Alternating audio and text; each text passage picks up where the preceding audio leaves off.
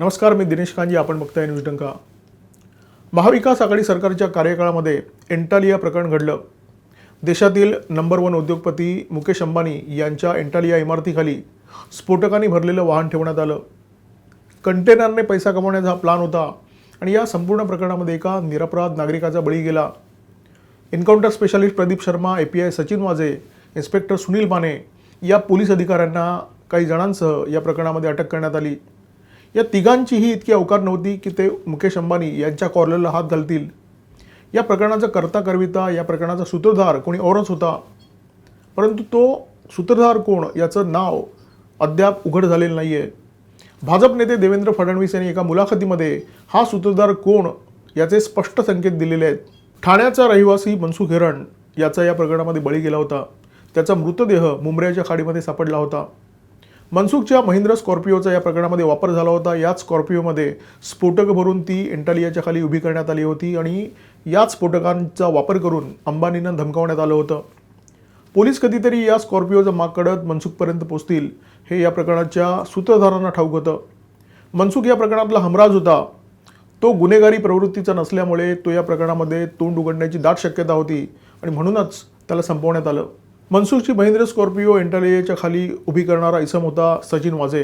API Sachin वाजे जो crime ब्रांचच्या crime intelligent युनिटमध्ये कार्यरत होता आणि मनसुखला संपवण्याचा कट होता प्रदीप शर्माचा आणि सुनील मानेचा. या तिघांना अटक करण्यात आली आणि हे तिघेही या प्रकरणातले मुख्य आरोपी आहेत. देशातला नंबर 1 उद्योगपती, असा उद्योगपती जो हॉटलाईनवर अनेक केंद्रीय मंत्र्यांशी बोलू शकतो, अशा उद्योगपतीच्या इमारतीखाली स्फोटकं ठेवायची आणि दहशतवाद्यांच्या नावाखाली त्याला धमकवायचं, खंडणी उकळायची, हे काम एखादा API किंवा PI दर्जाचा अधिकारी करू शकत नाही. एखाद्या राजकीय गॉडफादरच्या पाठबळाशिवाय हे शक्यच नव्हतं. ज्यांना अटक झाली ते केवळ मोहरे होते. त्यांनी फक्त ऑर्डर पाळण्याचं काम केलं होतं. एखाद्या मोठ्या प्रकरणाचा जेव्हा पर्दाफाश होतो तेव्हा त्याच्यामध्ये मरतात प्यादी आणि मोहरे. सूत्रधार मात्र कायम नामनिराळा राहतो. एंटालिया प्रकरणामध्ये जो किंगपिन आहे तो कधी प्रकाशात येईल याची शक्यता खूपच कमी होती. सचिन वाजेला या प्रकरणामध्ये सगळ्यात आधी अटक झाली. सचिन वाजेचे मुख्यमंत्री उद्धव ठाकरे यांच्याशी अत्यंत घनिष्ठ संबंध होते. त्याचा राबता कायम वर्षावर असायचा. सचिन वाजे हा API दर्जाचा अत्यंत फुटकळ अधिकारी होता, परंतु त्याच्यासमोर IPS अधिकारीसुद्धा दबून असत. सचिन वाजे त्यांना सूचना देई आणि हे IPS अधिकारी त्या सूचनांचं पालनसुद्धा करत, कारण त्यांना माहिती होतं की सचिन वाजेचे संबंध थेट मुख्यमंत्र्यांशी आहेत. निलंबित पोलीस अधिकारी सचिन वाजे याचा पोलीस दलात पुनर्प्रवेश आणि क्राईम इंटेलिजंट युनिटमध्ये त्याची लागलेली वर्णी याचं पूर्णपणे श्रेय तत्कालीन मुख्यमंत्री उद्धव ठाकरे यांचं. उद्धव ठाकरे यांचं सचिन वाजेवर विशेष प्रेम होतं. देवेंद्र फडणवीस मुख्यमंत्री असताना सचिन वाजेला पोलीस दलामध्ये पुन्हा प्रवेश मिळावा याच्यासाठी उद्धव ठाकरे यांनी प्रयत्न केले होते. उद्धव ठाकरे यांचा हा निरोप घेऊन शिवसेनेचे काही पदाधिकारी देवेंद्र फडणवीस यांना भेटले होते. त्यांना तशी विनंती करण्यात आली होती, परंतु सचिन वाजेचा ट्रॅक रेकॉर्ड माहीत असल्यामुळे देवेंद्र फडणवीस यांनी या विनंतीला वाटाण्याच्या अक्षता लावल्या होत्या. एंटालियाखाली स्फोटकं सापडली. देवेंद्र फडणवीस यांनी विधानसभेमध्ये या संपूर्ण प्रकरणाचा कच्चा चिट्टा खुलून ठेवला. या प्रकरणाबद्दल त्यांनी सविस्तर माहिती दिली आणि देवेंद्र फडणवीस जेव्हा विधानसभेमध्ये बोलत होते तेव्हा मनसुख हिरणचा मृतदेह मुंब्र्याच्या खाडीमध्ये तरंगत होता. मनसुख हिरणच्या जीवाला धोका आहे असं देवेंद्र फडणवीस सांगत होते आणि तोपर्यंत शर्मा आणि कंपनीने मनसुख हिरणचा संपूर्ण गेम संपवून टाकला होता. मोठं घबाड मिळवण्यासाठी हा कट रचण्यात आला. सोन्याची कोंबडी कापण्याचा हा डाव होता. देशातला सगळ्यात मोठा उद्योगपती त्याच्यासाठी 2-5 हजार कोटी रुपये काय चीज आहे असा दृष्टिकोन या कटामागे होता. कालपर्यंत सुटकेसमधून पैसा येत होता, कंटेनरमधून पैसा मिळवण्यासाठी अंबानींकडे वक्रदृष्टी वळवण्यात आली होती. या प्रकरणामध्ये सचिन वाजेला अटक झाल्यानंतर या प्रकरणाचा करता करविता, सूत्रधार, किंगपिन कोण असेल याचा साधारण अंदाज सगळ्यांना आला. अनेक नेत्यांनी तशी सूचक वक्तव्यसुद्धा केली, परंतु ताज्या मुलाखतीमध्ये देवेंद्र फडणवीस यांनी या संपूर्ण प्रकरणाला तत्कालीन राज्यकर्ते जबाबदार होते, हे प्रकरण राज्यकर्त्यांनी घडवलं अशा प्रकारचा गोप्यस्फोट करण्याला महत्त्व आहे. कारण देवेंद्र फडणवीस मुख्यमंत्री उद्धव ठाकरे यांच्या कार्यकाळामध्ये विरोधी पक्षनेते होते आणि विद्यमान सरकारचे ते गृहमंत्री आहेत. फोन टॅपिंग प्रकरणामध्ये आपण अडकणार हे जेव्हा देवेंद्र फडणवीस यांच्या लक्षात आलं तेव्हा त्यांनी मवियाचं सरकार उलथवून टाकलं अशा प्रकारचा आरोप संजय राऊत यांनी केलेला आहे. आणि याबाबत न्यूज 24च्या एका मुलाखतीमध्ये देवेंद्र फडणवीस यांना विचारणा करण्यात आली. त्या प्रश्नाला उत्तर देताना देवेंद्र फडणवीस यांनी हा गौप्यस्फोट केलेला आहे. संजय राऊत यांच्या आरोपांबद्दल विचारणा करण्यासाठी हा प्रश्न विचारण्यात आला. त्याचं उत्तर देताना देवेंद्र फडणवीस यांनी संजय राऊत यांची अक्षरशः लाच काढली. संजय राऊत हे खूप छोटे नेते आहेत. त्यांच्या आरोपांना उत्तर आमचे प्रवक्ते देतात. त्यांच्या दाव्यांना उत्तर देणं माझ्या उंचीला शोभत नाही असं देवेंद्र फडणवीस म्हणाले. परंतु देवेंद्र फडणवीस जर इथे थांबले असते तर कदाचित पुढचा गौप्यस्फोट झाला नसता. परंतु देवेंद्र फडणवीस यांनी तो गौप्यस्फोट करून दाखवला. महाविकास आघाडी सरकारच्या कार्यकाळामध्ये केसापासून नखापर्यंत माझी चौकशी झाली, परंतु त्यांना काही मिळालं नाही. मला अटक करण्यासाठी विशेष एका पोलीस आयुक्ताला आणून बसवण्यात आलं होतं आणि त्याला सांगण्यात आलं होतं काहीही करा परंतु देवेंद्र फडणवीस यांना अटक करा, परंतु ते मला अटक करू शकले नाहीत. पुढे देवेंद्र फडणवीस जे काही म्हणाले ती वाक्य मी तुम्हाला हिंदीमध्ये सांगतो आणि हा व्हिडिओसुद्धा दाखवतो.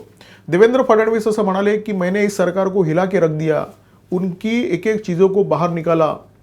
जिस प्रकार से उन्होंने देश के एक उद्योगपति के घर के सामने बॉम्ब रखा, मैंने उसका पर्दाफाश किया. मैंने उस सरकार को हिला कर रख दिया, उनके एक एक चीज को मैंने बाहर निकाला. जिस प्रकार से उन्होंने उद्योगपतियों के घर के सामने बॉम्ब रखे, मैंने उसका पूरा पर्दाफाश किया. मुलाखतीत विचारण्यात आलेला प्रश्न आणि त्याच्यानंतर देवेंद्र फडणवीस यांनी दिलेले उत्तर याचा घटनाक्रम याची क्रोनॉलॉजी लक्षात घ्या. देवेंद्र फडणवीसांना प्रश्न विचारण्यात आला होता संजय राऊतांबद्दल आणि त्यांनी उत्तर देताना असं म्हटलं, मैंने इस सरकार को हिला के रख दिया था, मैंने उनकी एक एक चीज़ को बाहर निकाला. जिस प्रकार से उन्होंने एक उद्योगपति के घर के सामने बॉम्ब रखा, उन्होंने म्हणजे सरकारने, कारण देवेंद्र फडणवीस यांचं आधीचं वाक्य हे मविया सरकारच्या संबंधात आहे.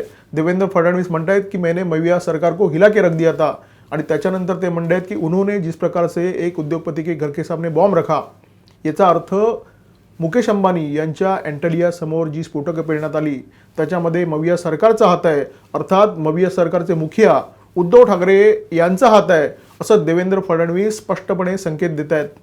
मी आधी सांगितल्याप्रमाणे सचिन वाझे आणि उद्धव ठाकरे यांचं गुळपीट होतं. सचिन वाझेने अंबानींच्या घरासमोर जिलेटिननी भरलेलं वाहन ठेवलं आणि अंबानींना धमकावून त्यांच्याकडून पैसे उकळण्याचा हा प्लान होता. अर्थात कमाई मोठी झाली असती आणि अंबानींना धमकावून पैसे उकळण्याची क्षमता सचिन वाझेमध्ये अजिबातच नव्हती. सचिन वाझे एकट्याच्या जीवावर हा कट राबवू शकत नव्हता. सचिन वाझे या प्रकरणामध्ये तुरुंगात आहे आणि तपास यंत्रणांनी त्याची एंटलिया प्रकरणी निश्चितपणे चौकशी केली असणार. सचिन वाझेकडून पूर्णपणे माहिती घेतली असणार आणि राज्याचे गृहमंत्री म्हणून देवेंद्र फडणवीस यांना या संपूर्ण प्रकरणाची खडानखडा माहिती असणार. आता प्रश्न हा निर्माण होतो की देवेंद्र फडणवीस यांनी त्यांच्या मुलाखतीमध्ये जे काही सांगितलं ते अनावधानाने सांगितलं की जाणीवपूर्वक त्यांनी हा गौप्यस्फोट केलेला आहे.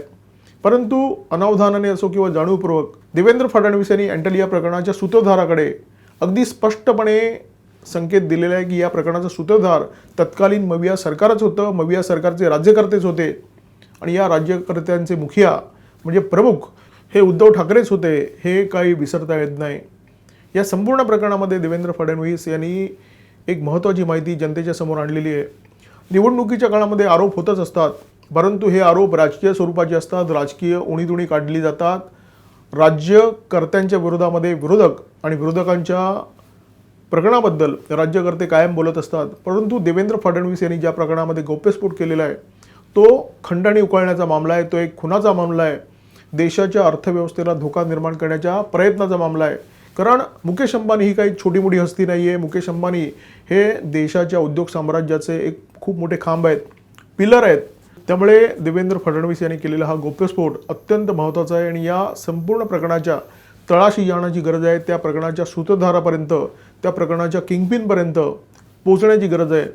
निवडणुकीच्या धामधुमीनंतर या प्रकरणाला खरोखर वाचा फुटणार आहे का? हा सूत्रधार, या सूत्रधाराचं नाव आणि त्याचा या संपूर्ण प्रकरणातला सहभाग जनतेसमोर येणार आहे का?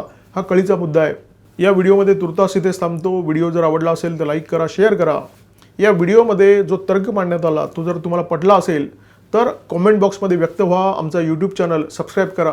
नमस्कार आणि धन्यवाद. आमचा व्हिडिओ जास्तीत जास्त लाईक करा, शेअर करा आणि आमचे यूट्यूब चॅनल सबस्क्राईब करा. धन्यवाद.